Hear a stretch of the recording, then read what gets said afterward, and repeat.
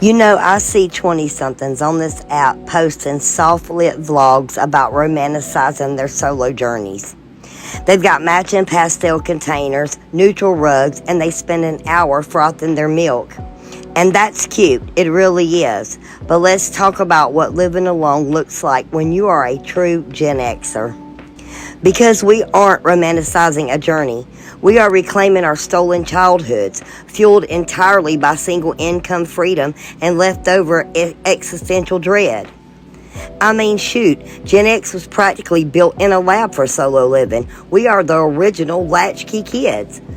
Remember the 80s? We were 8 years old, coming home to an empty house with a house key tied around our necks on a piece of yarn.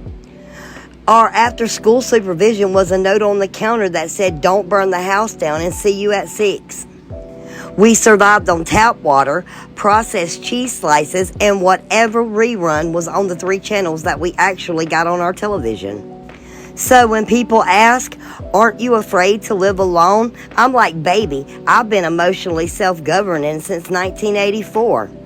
A dark house doesn't scare me. A surprise phone call scares me. A knock on the door without a text scares me. But the silence is a core memory. And the absolute best part of being a solo Gen Xer is the utter lack of roommate or partner politics. Remember the 90s roommate era, renting a house with 4 other people where you had to write your initials on your own milk carton in a Sharpie and someone still drank it? And then they left the empty carton in the fridge like a crime scene. But now that I'm alone, it's all sunshine and uninterrupted snacks. There are moments when the solo life does get heavy though, like when you hear a weird noise at 3 a.m. When you're 20, you think it's a ghost. When you're a Gen Xer, you don't care about ghosts. You're lying in bed calculating the cost of a new roof or of a water heater replacement. And you're like, look, if a murderer is in the house, just do it quickly because I have a physical therapy appointment at 9 and my deductible resets in January. And of course, then there's always that silence. Sometimes the house is so quiet you can hear your own knees cracking from 2 rooms away. You sit there thinking, man, I should really socialize more.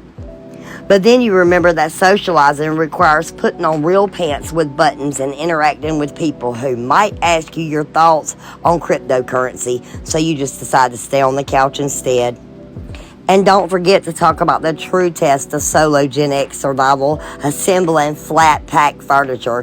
When you live with somebody, assembling furniture is a team building exercise that usually ends in divorce.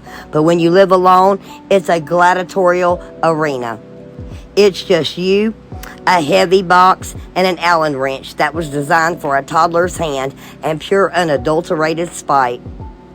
You find yourself hovering over a half-built bookcase, your lower back is screaming, you can't find your screw for the part G, and you realize if this thing falls on me, nobody is finding me, until the mail carrier notices that pile of Amazon boxes that are on my porch. But you know what? We don't cry. We put on our 80s music, we pour a beverage, and we use our feet as levers because Gen X does not ask for help. We will crush it our own way in our own time. So to all my fellow Gen Xers out there holding down the fort by yourself, enjoy your perfectly placed remote control. Enjoy eating cereal for dinner at 10 p.m. over the sink because you don't feel like washing a bowl. Enjoy eating out of the pot when you just don't feel like grabbing that plate.